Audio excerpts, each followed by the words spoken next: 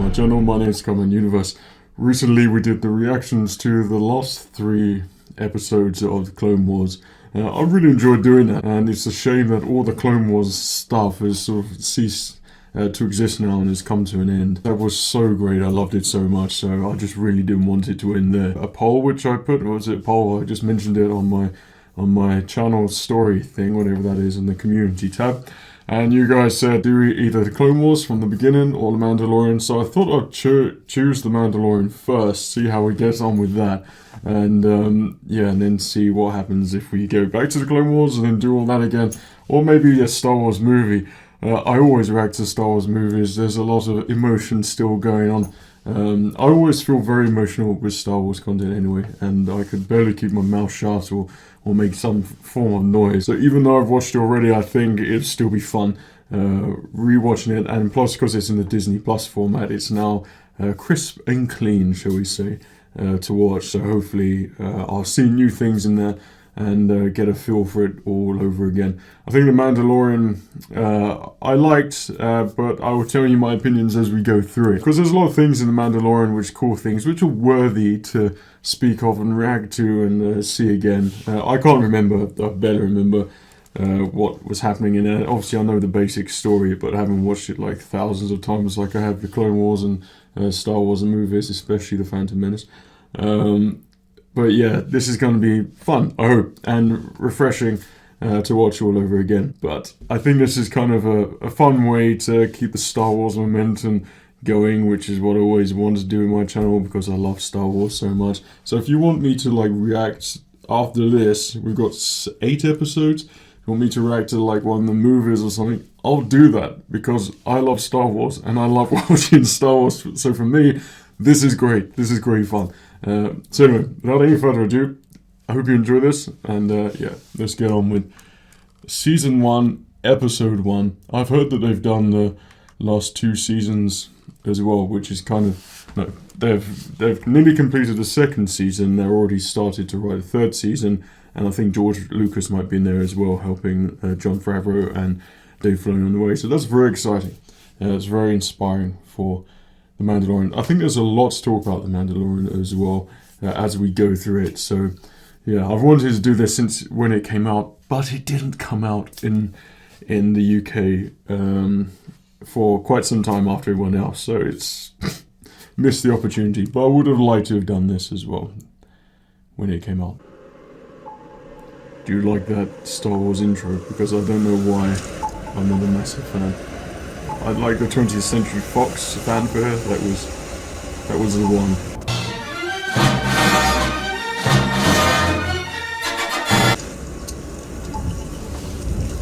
It's a cool way to start off The Mandalorian. In kind of an epic scenario. This was the first thing, like, when we start off. I don't think the humans act very well in this for some reason. They don't feel like they should be in Star Wars, along with some of the aliens. But you can't beat that entrance. That's a cool entrance. I hope to walk into my house one day, just dressed as that, open the door, and just casually walking, or a bar. He seems like a roid rage someone. I don't know if he fits in Star Wars. I like Squid Face guy. Here. I mean, it's pretty cool. It's a great way to start the series with a big old fight, bar fight. Oh yeah, watch out, mate.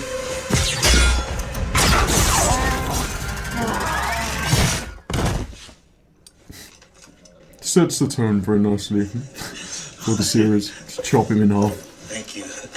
See, I don't know how I felt about the fish face guy. I always feel like you take my credits. Aliens like that just look more Doctor Who than Star Wars. At least give him like a weird accent or something. Or I can bring you in cold. Try to use it in everyday society. I could bring you warm, or I could bring you in cold. I forgot how much I love this theme. I might listen to the soundtrack again. Is Ludwig someone? Passage to the arts.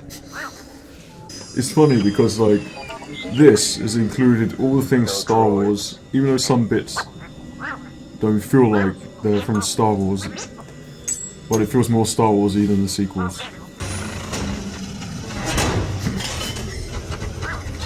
That would probably be my speeder if I was in the Star Wars universe. Oh. Sounds like Godzilla.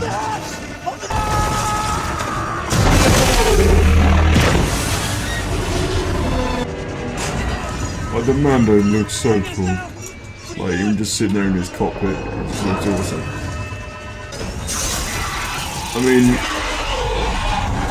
especially because it's a TV series type thing, the effects look so good in this.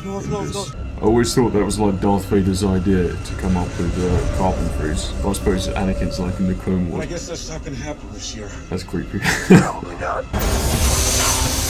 It's pretty cool. It's got its own little carbonate chamber. Just shows how awesome the Mandalorian is. It's got a nice sort of vibe, Star Warsy vibe. Of scum and villainy. I can't remember his name, but I really grew in his character. I thought by the end of it he was just hilarious.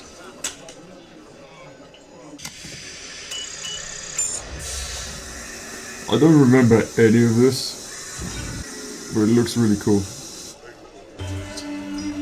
I just love like the Mandalorian got it right. Like the environments. It's like Rogue One. Rogue One got it right as well. It just felt Star Warsy and looked Star Warsy.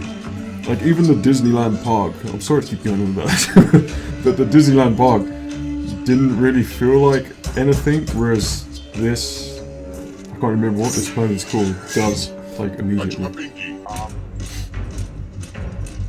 I miss chopping up gonk droids on Jedi Knight Jedi Academy.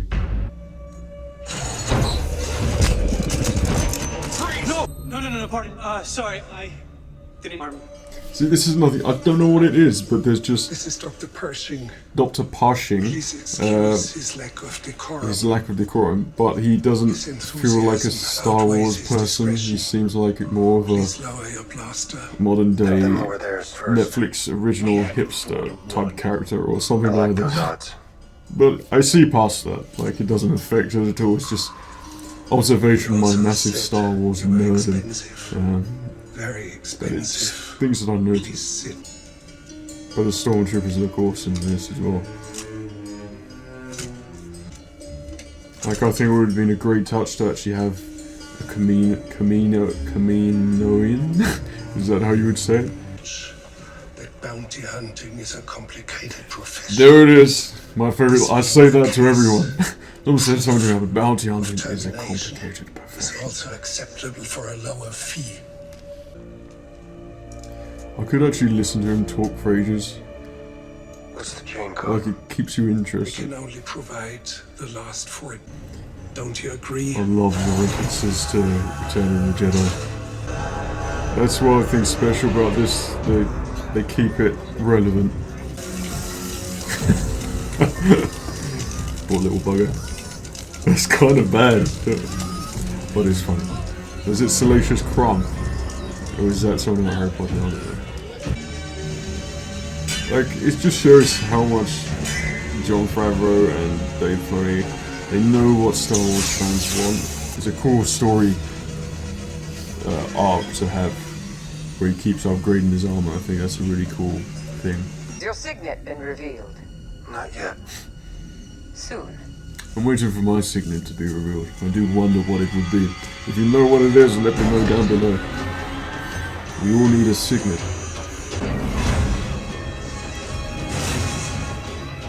Like, I think it's just such it's really well filmed. The fact like his past comes together every time he gets new armor. And he's reminded of the trials and tribulations he had as a child.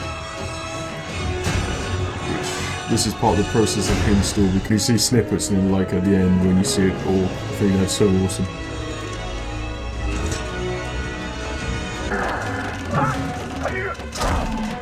Oh. Right in the eye. Like, the effects look so good. Oh. I think knowing what happens to the Argonaut, I can't remember his name, but I have spoken. But knowing what happens to him at the end, to see him now, it's kind of, it makes it a little bit emotional seeing him, because I thought he was an awesome character. And I thought, like, at the end, he just built up like his team, but then it didn't happen, which was sad. Easy. It's so freaking real. Settle down. Settle. Use the Force, Mando. That's good. Cue the music! I mean, that's a pretty awesome shot. And the scene. Music makes it awesome. If that was the Rise of Skywalker, they'd just have those horses with some fluff on them and some horns. That is where you... I forgot about the IG. Hitchhiker. I love him so much. Such an awesome droid. IG unit, stand down. I'm in the guild. You are a guild member. The reputation merits associated with the mission. I love the way it moves as well. You do make a great team. What was that guy gonna do? He just like pushed him. If he had a gun, he could just hopped him. I wonder how much of the set was actually built. And if so, I feel like I'd want to visit there. Self-destruct sequence. Whoa, you're what? I love his self-destruct sequences. I must. That's the gun that you want in Battlefront. So many cool shots in this, like when it gets going in the action scenes, like it's so awesome. Like it's filled with great ideas. It has exciting sequences. Great shot. There's a lot of moments in this I think everything looks great, but I mean it does. Like the shots look great, cinematography looks great, the vistas look great. Do you remember that first time when you watched this and you just didn't know what it was? And slowly came to the realization. Years old. Many centuries. I love Baby Yoda so much. He's so You'll cute. never know. Asset was to be terminated. No. But it's just such a great thing to have in there, like. It's probably finished that, otherwise I'll be listening to the soundtrack the whole time. But yeah, so I'm glad I rewatched that, and I noticed so many more things as well watching it again. Now the thing with The Mandalorian, which is, I think, very noticeable, is that it's not like a fast-paced thing. I think we're so used to so many things in Star Wars. I think now, like in The Rise of Skywalker, where they made everything go so fast so you didn't have to think, and it was just, you could kind of enjoy scenes like that. But from a story point of view, it just didn't work. But with this, it's more of a Mandalorian's a slow-paced thing. It's like an introduction into like the TV series where you're allowed to have pauses and moments and see sort of things which would probably be edited out, say in the cutting room when if it was a Star Wars movie. So it's kind of cool to see all those little interesting things in between things. That's what I really like in The Mandalorian. Like, you feel the tone and atmosphere a bit more, because the films would not usually spend the time to do that, because every moment is sacred in the Star Wars movies. The Mandalorian looks freaking awesome. I love what they've created with The Mandalorian. I think obviously it was created out of the ashes of the Boba Fett movie, which was meant to happen. I've always said that Star Wars belongs on the big screen, but this gave, like, The Mandalorian just opened my eyes up to something different, and it created something new, and it actually felt new and refreshing, and it still feels like that when I watch it. It's not like this crazy fast-paced thing. It's something you could actually sit down. It's really easy and enjoyable on the eyes whilst you're watching it, and it's filled like with an interesting plot, and you could tell where the story is now going, all within the one episode. The IG Unit by Taika Waititi. That's probably not how you say his name. The IG Unit, I love so much. I think after watching it the first time, the whole series first, and then knowing what happens to these characters, So to see him again in this episode kind of makes me feel a little bit emotional, because I really grew to love the Ugnaught. I really love the IG unit as well, and like I said, I was really hoping that there would just be like a gang by the end of it, and they'd go off in season 2 to do their own thing. I think that was really cool how they sort of just create a friendship out of nothing where they're all loners. But I think the Foundling story I love so much. I think that was pure genius. Now there's a lot of things going around at the moment saying whether Kathleen Kennedy is trying to claim credit for creating the idea of a baby or an infant, something the Mandalorian protects. I think that was a great idea. Like, whoever created that idea, I think it was great, because it contrasts the Mandalorian so much with this steadfast, sort of brutish warrior almost. And now he has to sort of look after this kid. I think it's kind of ironic and funny, but at the same time, he was a foundling as well. So there's that sort of emotional connection there, which I really like as well. But I think Kathleen Kennedy, I heard rumors recently, I think it was on Clownfish TV, is a podcast which I watch quite a lot and really enjoy. I'll pop a link in the description. But they said that the Kathleen Kennedy wanted it to be Yoderette or female Yoda as well. So I don't know if that would have worked so much, because I think for this, in order to have the surprise of the sort of baby Yoda, I think it needs to have that familiarity. And then later on in the series, hopefully we'll see if they get to its home planet, like female versions of the Yoda species. I think that would be cool to actually see that, so it builds up to something. So like, to have Baby Yoda in there already is like a massive thing, a massive revelation, and it's a species that we don't really know anything about. I think it was Yaddle on the Jedi Council in Phantom Menace. There was the same species there, but if they were all Force sensitive, like the whole species, what stopped them from going all becoming Jedi Knights, and why did Yoda go by himself to become a Jedi Knight in Yaddle? I mean, that's a question which I think I would want answered. I think the Mandalorian would kind of explore that if they ever went to the home planet of Yoda. The music's great, it stays in my head the whole time, there's so many great scenes in that. I think in terms of the episodes, it kind of, for me, I think there were 2 episodes, it sort of fluctuates for me a little bit. There were 2 episodes which I wasn't so keen on. I just don't think it got Star Wars. It didn't have the feeling. Don't know what it was. It lighting atmosphere, and the characters as well I found a bit irritating. But I'll be sure to let you know which episodes that they are. But the last episodes I seem to remember I loved so much. And I can't even remember what happens in the other episodes. Like, I've seen so many new things here. I'm glad I watched it again, because it just made me realise how much I enjoyed, or want to enjoy it more the first time watching it. But now I've got Disney Plus, so I can actually see the bits and see it in great quality and enjoy it how it was meant to be enjoyed. As Star Wars series go, I think this is a great avenue that they went in. And I think now in Season 2 they'll probably include Boba Fett, Ahsoka, or something like that. I don't know how much of like the Clone Wars and Rebel stuff they're going to integrate into live series. I mean, it's cool to see, but I hope it's handled very carefully, especially with Boba Fett as well. If he does come in, he must come in. But it makes me wonder. This makes me wonder how they would have gone about doing a Boba Fett movie. Like, I couldn't imagine Boba Fett would be a likable character. Like, he's meant to be a badass bounty hunter. And the Mandalorian is a warrior, so it's like there's a difference there. Like, there's a moral difference, I think, there as well. Boba Fett would probably take no crap. And I think there'd be many moments if there was a Boba Fett movie where they would have those integrations with people where it would be jokey or funny. And I think the whole success of Boba Fett and why people love him so much is because he's such a mystery.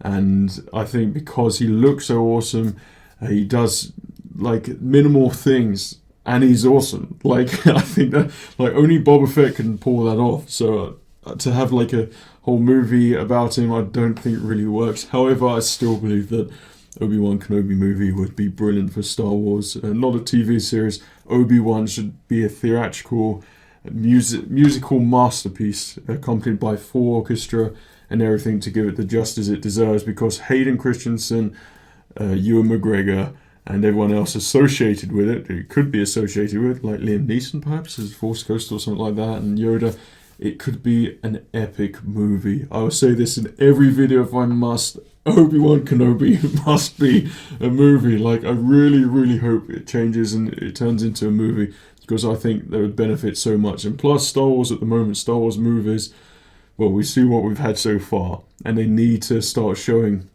like, they can do the TV series. I think The Mandalorian works well. I think stories like The Mandalorian, where something they've created themselves, will work perfectly for a TV series. But something as sacred as Obi-Wan Kenobi, I think, deserves the cinematic experience. And I think, yeah, that's where he belongs there. But The Mandalorian, the first episode is great. It introduces you to a lot of things. You could say it's a little bit slow paced.